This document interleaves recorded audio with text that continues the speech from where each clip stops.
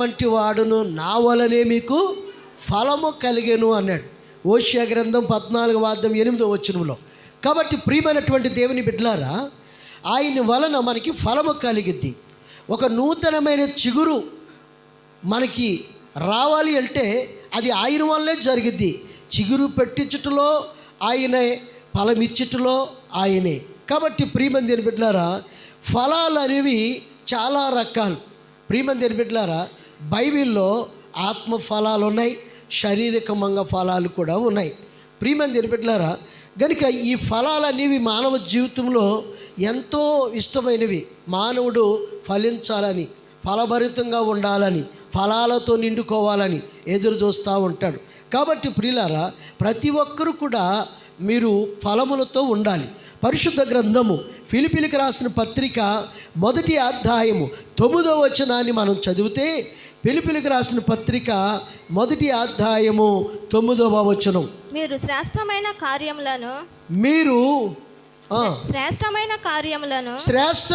కార్యములను వివేచింపగలవారగుటకు మీ ప్రేమ తెలివితోను సకల విధములైన అనుభవ జ్ఞానముతోను కూడినదై అంతకంతకు అభివృద్ధి పొందవలననియు, ఇందువలన దేవునికి మహిమయు స్తోత్రమును కలుగునట్లు మీరు యేసుక్రీస్తు వలనైన నీతి ఫలములతో నిండుకొనిన వారై క్రీస్తు దినమునకు నిష్కపటులను. దేవునికి స్తోత్రం. ఇక్కడ ఫిలిప్పీలకు రాసిన పత్రికలో ప్రియమైన దేవుని బిడ్డలారా, ఆయన చెప్తున్నాడు, యేసుక్రీస్తు వలన నీతియుక్తమైన ఫలములతో మీరు నిండుకోవాలి అని చెప్తున్నాడు. సమస్త జ్ఞానముతో కూడిన అనుభవ జ్ఞానమును కలిగి నీతియుక్తమైన ఫలములతో మీరు నిండుకోవాలి అని ప్రియమైన దేవుని బిడ్డలారా దేవుడు చలవిస్తూ ఉన్నాడు. కాబట్టి ప్రభునందు ప్రియమైనటువంటి దేవుని బిడ్డలారా, మీరు జాగ్రత్తగా గమనించండి. ఇక్కడ ఫిలిప్పీలకు రాసిన పత్రిక 1వ అధ్యాయము 9వ వచనాన్ని మనం చదివితే ఇక్కడ రాయబడినటువంటి సత్యం ఏమిటి అంటే, నీతియుక్తమైన ఫలం. ప్రియమైన దేవుని బిడ్డలారా, నీతితో కూడిన ఫలాలు కూడా మనం ఫలించాలి. నీతియుక్తమైన ఫలాలు మన జీవితంలో ఉండాలి. నీతికి తగిన ఫలములు మనం ఉండాలి. ప్రభునందు ప్రియులారా, ఫలములను చూచేటువంటి దేవుడు, ప్రియమందిర ఫలాలను గుర్తించేటువంటి దేవుడు, ఫలాలను ఎదిగేటువంటి దేవుడు. పరిశుద్ధ గ్రంథములో కొన్ని చెట్లు ఉన్నాయి. ఆ చెట్ల పట్ల దేవుడు ఎలాంటి అత్యాశక్తిని చూచాడో మనం చూద్దాం. మత్తయి రాసిన సువార్త 21వ అధ్యాయం 19వ వచనాన్ని మనం చదువుతూ ఉన్నప్పుడు ఇక్కడ ఓ చెట్టును గురించి దేవుడు మాట్లాడుతూ ఉన్నాడు. మత్తయి సువార్త 21వ అధ్యాయం 19వ వచనం, అప్పుడు త్రోవ ప్రక్కనున్న ఒక అంజూరపు చెట్టును చూచి దాని యొద్దకు రాగా దాని యందు ఆకులు తప్ప మీకు ఏమీయూ కనబడలేదు. దేవునికి స్తోత్రం కలిగిన గాక. హల్లెలూయా, హల్లెలూయా. ప్రభునందు ప్రియమైనటువంటి దేవుని బిడ్డలారా, చాలా జాగ్రత్తగా మీరు గమనించాలి. చాలా జాగ్రత్తగా గమనించాలి.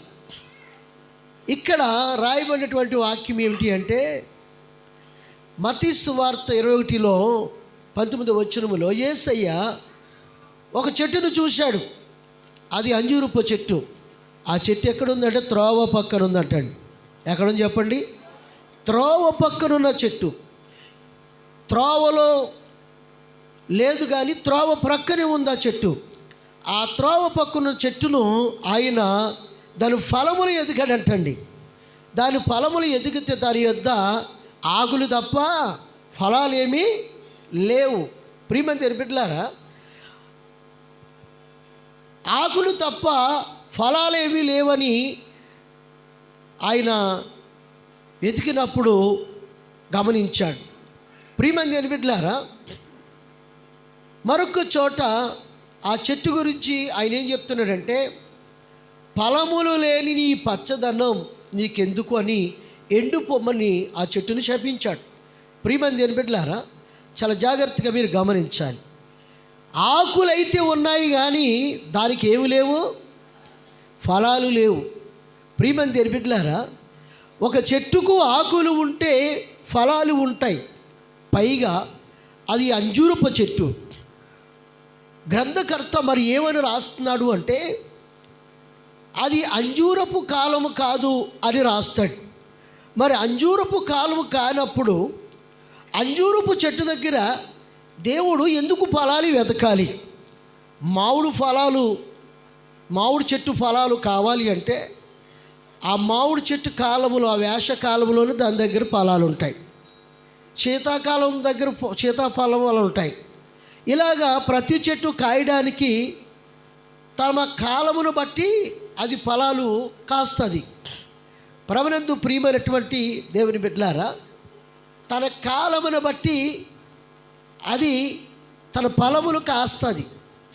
ప్రియమైన దేవుని బిడ్డలారా, మరి అది అంజూరపు చెట్టు, అంజూరపు పండ్లు కాలము కానప్పుడు దేవుడు మరి ఎందుకు దాని ఎదుట పళ్ళు ఎదుకాడు? ప్రియమైన దేవుని బిడ్డలారా, ఒకవేళ పండ్లు లేనప్పుడు ఎందుకు దాన్ని శపించవలసి వచ్చింది అనేది మనం ఆలోచన చేయాలి. దేవుడు న్యాయం తప్పినవాడా? చెట్టును సృష్టించినవాడు ఆయనే. సృష్టి యొక్క క్రమాన్ని పెట్టింది ఆయనే. తన కాలాన్ని ఆ కాలంలో నియమించింది, ఫలించాలని చెప్పింది ఆయనే.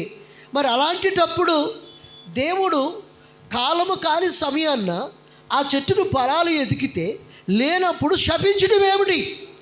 మనం ఆలోచన చేయాలి. ప్రియమైన దేవుని బిడ్డలారా, అంజూరపు చెట్టుకు ఒక క్రమం ఉంది. ఏంటి ఆ క్రమము అనంటే, ప్రియమైన దేవుని బిడ్డలారా, అంజూరపు చెట్టుకి ఆకులు ఉన్నప్పుడు దాని యొద్ద ఫలాలు కాస్తుందంట. ప్రియమైన దేవుని బిడ్డలారా, జాగ్రత్తగా గమనించాలి. ఆకులతో ఉంటే ఫలాలు ఉంటాయంట. ఆకులు లేవనుకోండి, ఫలాలు ఉండవంట. అందుచేత మరి అంజూరపు చెట్టు దగ్గర చూడగా అది చాలా ఆకులతో చాలా చక్కగా పచ్చగా ఉంది.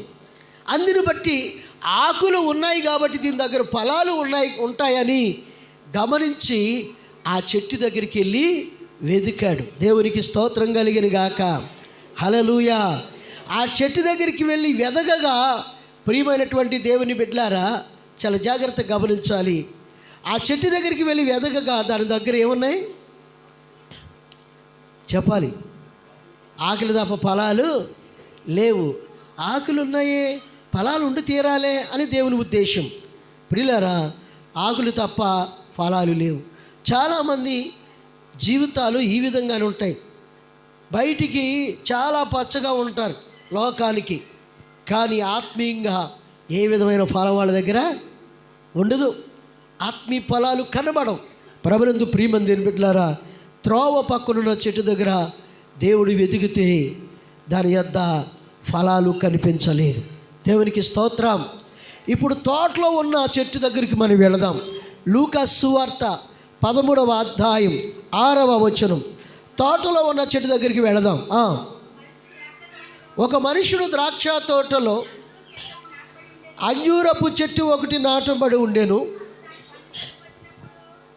అతడు తన పండ్లు వెదక వచ్చినప్పుడు ఏమీ దొరకలేదు. దేవునికి స్తోత్రం, హల్లెలూయా, హల్లెలూయా.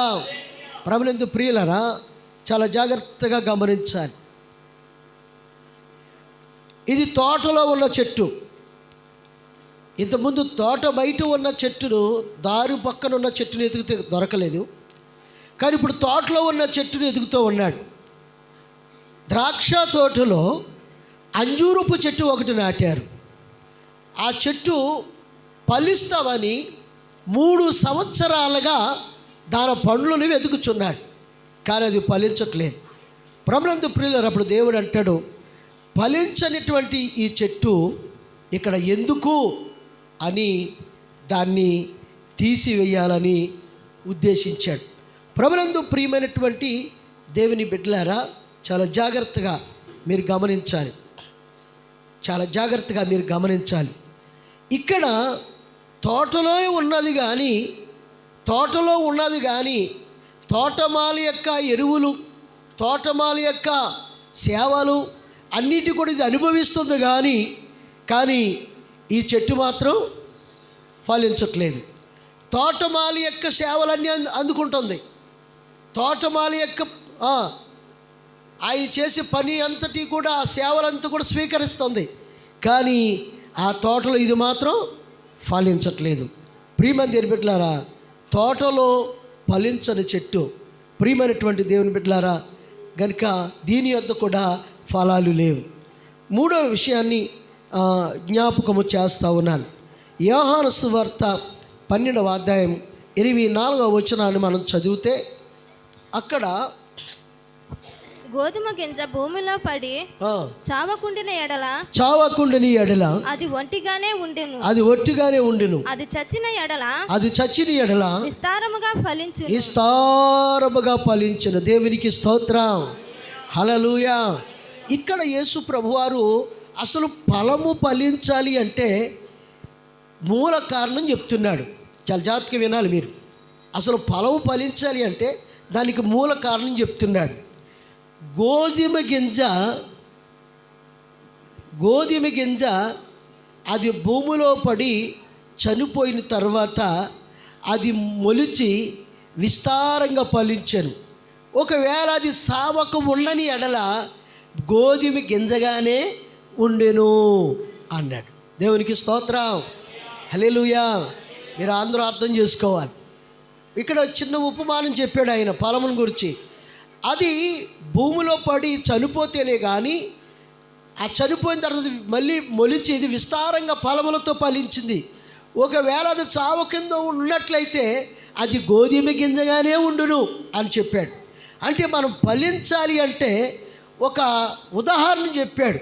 ప్రియమైన దేవుని బిడ్డలారా, చావాలి అని. ఎందులో చావాలి? రోమీయులకు రాసిన పత్రిక 6వ అధ్యాయము 2వ వచనం. ప్రియమైన దేవుని బిడ్డలారా చూడండి, రోమీయులకు రాసిన పత్రిక 6వ అధ్యాయము 2వ వచనం. అట్లనరాదు, పాపము విషయమై చనిపోయిన మనము ఇక మీదట ఎలాగు దానిలో జీవించుదుము? క్రీస్తు యేసులోనికి బాప్తిసం. తడంగకూడదమ్మా, మళ్ళీ మొదలెట్టు. అట్లు అనరాదు, పాపపు విషయమై చనిపోయిన మనము ఇక మీదట ఎలాగు దానిలో జీవించుదుము? ఇక మీదట ఎలాగు దానిలో జీవితము అన్నాడు. ప్రియమైన దేవుని బిడ్డలారా, ఒక మనిషి ఫలించాలి అంటే యేసుప్రభు అక్కడ ఉపమానంగా గోధుమ గింజ గురించి చెప్పాడు. ఇక్కడ ఒక మనిషి ఫలించాలి అంటే పాపపు విషయంలో చనిపోతేనే కానీ అతడు మళ్ళా ఎదిగి ఫలములతో నిండుకుంటాడు. ఒకవేళ చనిపోకున్నట్లయితే ఎప్పటికీ ఫలములతో నిండుకోడు. గోధుమ గింజ చనిపోకపోతే గోధుమ గింజగానే ఉన్నట్టు నీవు కూడా అలాగే ఉంటావు. అది భూమిలో కప్పెట్టబడి చనిపోయింది కాబట్టి అది విస్తారమైన ఫలములతో ఫలించింది అని ప్రభు చెప్తా ఉన్నాడు. కనుక మనం చనిపోతేనే కానీ ఎందులో చనిపోవాలి? పాపములో చనిపోవాలి. పాపములో చనిపోతే నీవు ఫలిస్తావు, ఫలములతో నిండుకుంటావు. ప్రియమైన దేవుని బిడ్డలారా, యేసు ప్రభు వారు దాని యొక్క ఉద్దేశాన్ని, మర్మాన్ని ప్రభు చెప్పాడు. కాబట్టి ప్రియులారా, నీవు పాపములో చనిపోతే నీవు అందులోనే జీవిస్తావు కనుక నీ యొక్క ఫలములు కనబడవు. ఏ విధమైన ఫలములు కనబడవు, ఏ రకమైన ఫలములు కనబడవు. కాబట్టి నువ్వు ఫలించాలి అని అంటే నువ్వు చనిపోవలసి ఉంది పాపములోను అని. ప్రియమైనటువంటి దేవుని బిడ్డలారా, గనుక ఆయన విస్తారమైన ఫలములతో మనం నింపాలని దేవుడు కోరుతూ ఉన్నాడు.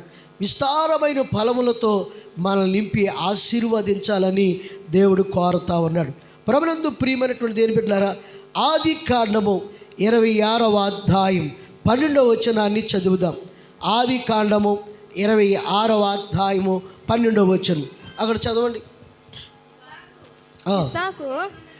విసాకు ఆ దేశమందున్నవాడై విత్తనము వేసి ఆ సంవత్సరము 100 ఫలము పొందెను. దేవునికి స్తోత్రం చెప్పండి గట్టిగా, హల్లెలూయా. ఆ దేశమంతా కూడా విత్తనం వేస్తే ఫలించట్లేదంట. ఆ దేశమంతా కూడా విత్తనం వేస్తే కుళ్ళిపోతుందంట.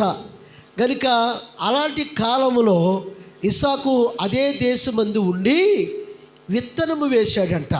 విత్తనం వేస్తే ఆ సంవత్సరము ఎవరికి ఫలములు రానటువంటి సంవత్సరము, ఎవరు విత్తనం వేసిన చచ్చిపోతున్న సంవత్సరం, ఎవరు కూడా ఫలాలను పండించలేని ఆ సంవత్సరము అతడు విత్తనం వేసి 100 ఫలము కోశాడంట. ప్రభునందు ప్రియమైనటువంటి దేవుని బిడ్డలారా, నువ్వు ఫలించాలి అని అనుకుంటే ప్రియమైన దేవుని బిడ్డలారా, దేవునిలో నువ్వు ఎలా ఉండాలో దేవుడు వాక్యంతో మనతో దేవుడు చెప్తా ఉన్నాడు. మన యొద్ద ఆయన ఎతికేది ఏంటో తెలుసా?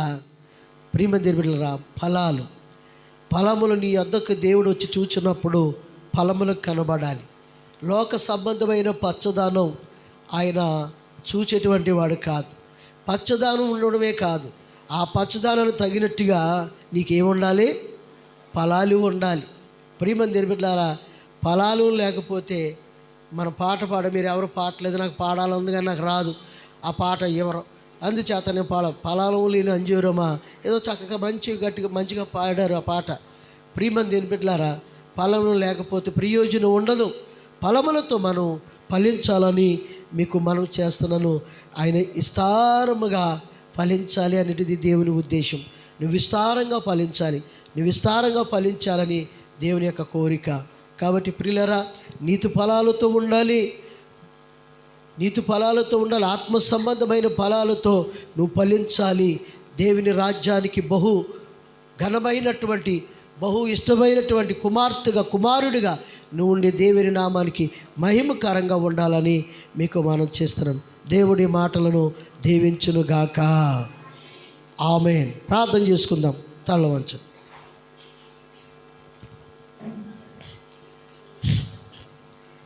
దయగల మా తండ్రి, కృపగల ప్రభువా, నీ బంగారు పాదములకు వందనాలు, స్తోత్రాలు చెల్లిస్తూ ఉన్నాం.